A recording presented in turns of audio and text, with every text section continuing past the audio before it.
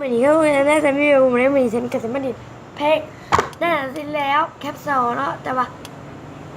ฉันไม่ออกพิกาถงขออภัยเนาะแต่ว่าจะมีตอนแรปมันภาษาอังกฤษเนาะฉันไม่ใช่บอแรปฉันไม่ใช่แรปแต่ภาษาไทยไม่ต้องเลยภาษาอังกฤษกันไม่ว่าเรียนเลยถ้าจะไม่ออกพี่ตัวแรปภาษาไทยเนาะกะขออภัยนะเนาะอ่ะ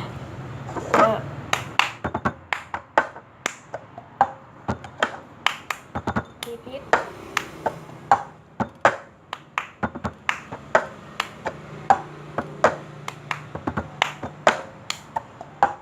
ฉันลืมตาขึ้นมามองเธอในยามเช้าตรู่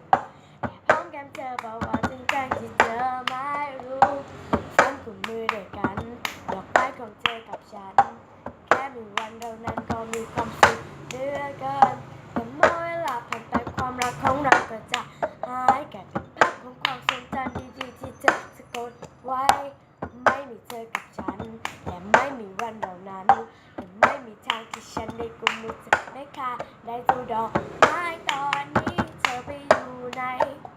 ถ้าใจฉันหายใครแล้วฉันจะอยู่อย่างไรถ้าขอพรจากฟ้าขอหนึ่งได้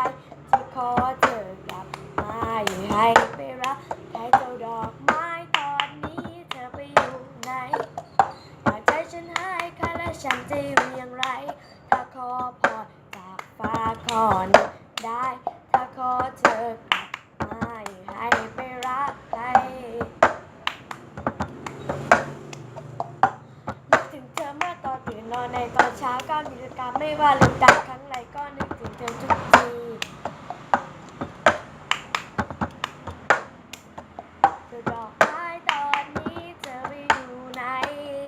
ถ้าใจฉันหายค่าแล้วฉันจะอยู่อย่างไรจะขอพรจากฟ้าขอหนึ่งได้ถ้าขอเธอกลับมาอยู่ให้ไปรักใครสำหรับวันนี้จะไม่กระตุกข้อไปก่อนแต่จะไม่ออกพี่วันไหนหรือวันไหนกับคอมเมนต์ไม่แต่ละคลิปเลยจะไม่กระตุกข้อเอาถูกข้ออภัยนำเดิมบ๊ายบาย